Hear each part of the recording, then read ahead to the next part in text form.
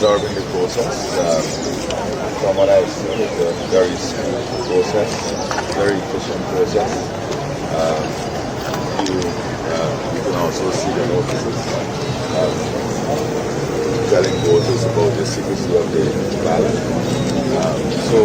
What I've seen this morning is a very smooth and efficient process. You were Mr. Zulfikar. What have you hearing from your agents around the country today? Well, voting would have just started, so we have not really had an assessment around the country, but from this morning, the opening of polls, of course, the Zulfi would have had a report on the opening of polls, and things would have gone smoothly so far.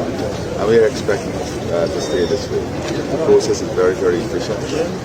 You have the observers in there, you have some party agents in there. So, on an average, how long do you think someone should take in passing this by from time he or she enters the polling area to the time they actually put the X in? Well, it's a difficult question. My opinion here, actually. I think that in most cases on looking at the historical time, it will take maximum within 2 minutes. And you saw this morning? Well, I did not pay attention to the turnaround time with voters this morning. I was just paying attention to the process, listening to the announcements, listening to the presiding officers and so on, calling out the ID number, looking at people using the folio, observing that.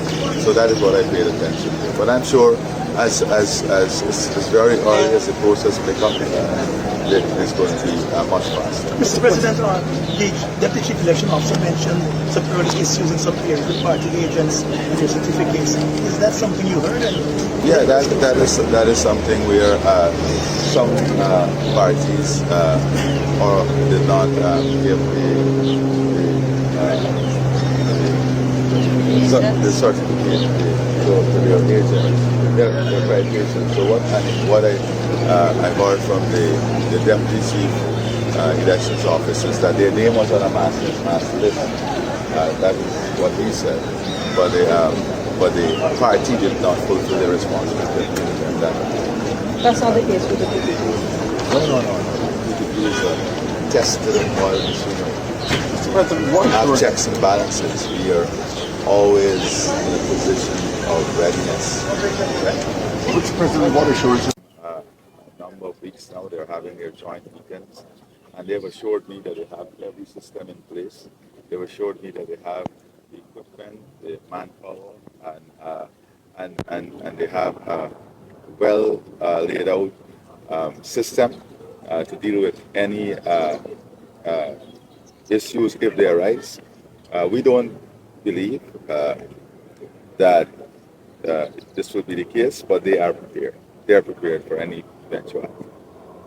Mr. President, the voting process has essentially started in these elections today. There's still a lot of young people and other people out there who are still thinking about whether they will vote. What word would you say to them this morning? I can't campaign on this premises. What word would you say to those who are thinking of not voting? No, I would not campaign. I would respect that. But I would say just one thing, that I can speak for the party I represent, that we have laid out a comprehensive plan.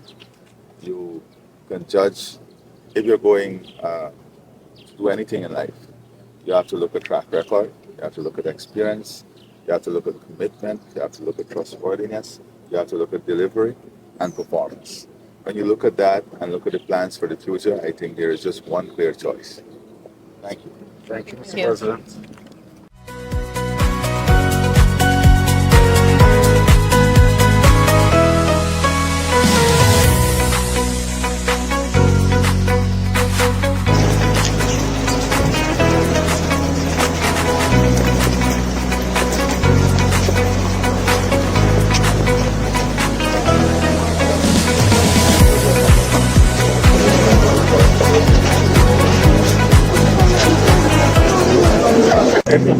So far, we have observed a process that is very smooth, very efficient.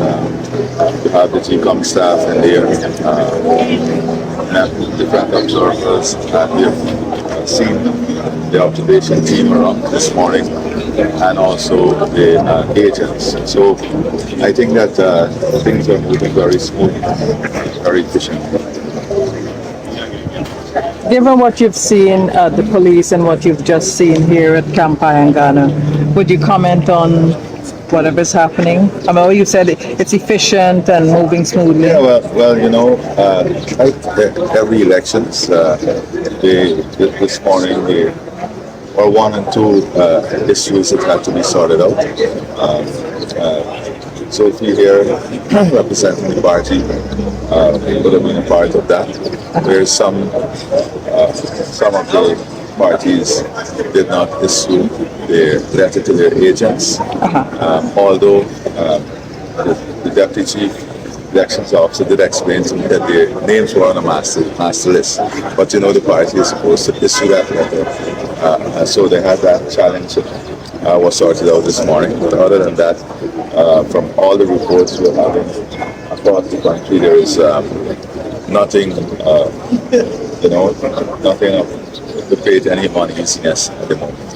All right, as Guyana head to the polls on September 1, what can you say to the general populace given how today is going?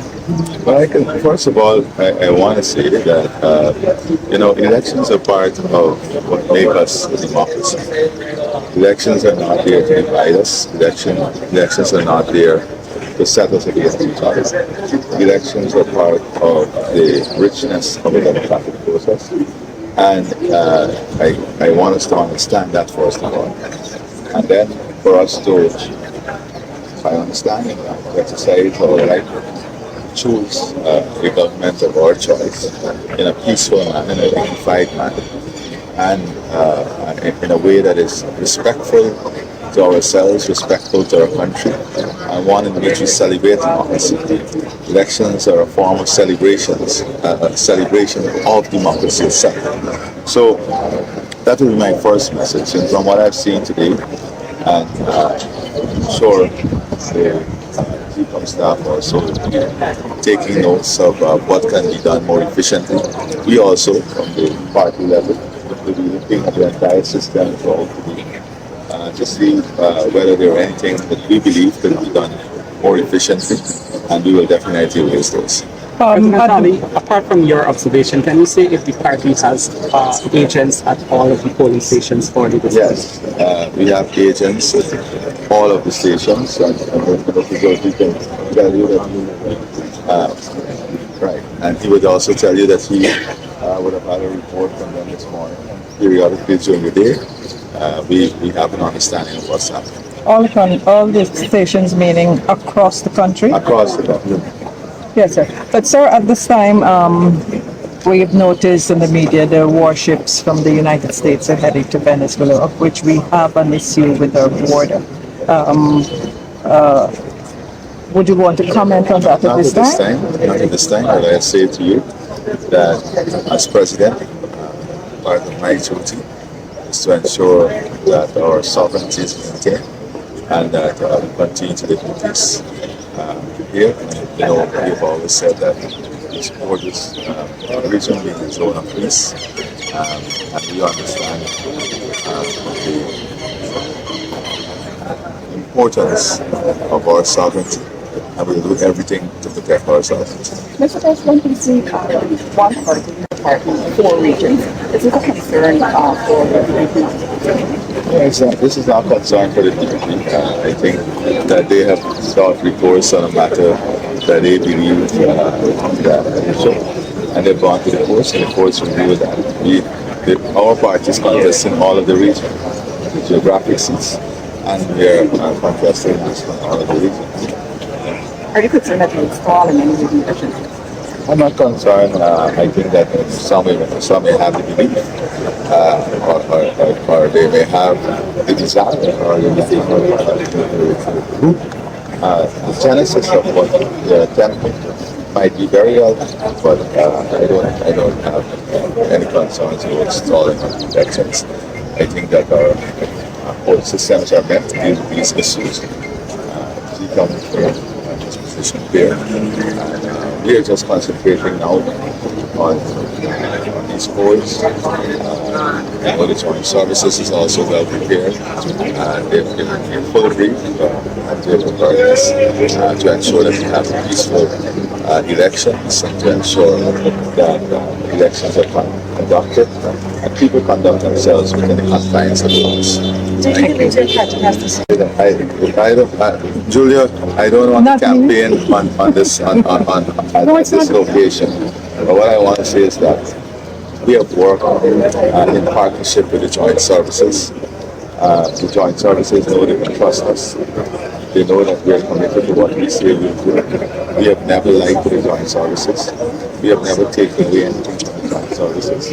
We have shown them, we have supported them, supported accelerated promotion, supported increases in the salary bands, increasing salaries, more education, training opportunities for the joint services, expanded support for families. We have laid out a series of initiatives that we will pursue in the future to further improve their life, their working condition, and ensure that they live a life of dignity and honor. Where are you heading to? In Pinterest. Hopefully, I can be as many places as possible. I'm still on the campaign trail, so we have a lot of campaign activities also today.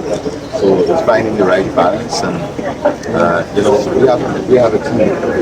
We have a team. So is leading our work out there with GCOM, for example, and in every region we have party leaders. So we are the team. The team is there in full force. Mr. President, one more question. Could you comment on the representative pre-election report that spoke about the use of state resources on this country, the closure of accounts by certain local banks? I first of all, let me say on state resources, absolutely not. We are incompetent, all right? And these accusations are always there. But our party, as you know, might have been the only party that has so many fundraisers. We have seen it all across the country, so we have been able to raise enough resources with the love and support of the people, with the love and support of our supporters and members, and we have been able to raise enough resources to efficiently carry out our campaign and our work for these elections. So there is no need for state resources. The state resources have not been deployed to support our campaign. Second thing is The when and closure of the closure of listen, we have a banking association. The corresponding banking relationship is important. Banks don't operate in isolation of the global financial system. All financial institutions are part of the global financial system. That is what people don't understand. This is not a government-given instruction. These are banks operating within their global standards and within a global financial system that can penalize them. And so I don't see the big challenge. I warn this president that knowing the international system, that there are consequences. Even politically exposed persons, they have a far different threshold to clear when you're doing banking. When you're doing any financial transaction, there's something called PEP, and there's a different threshold for PEPs. Politically exposed persons. That is how the international system works. Thank you.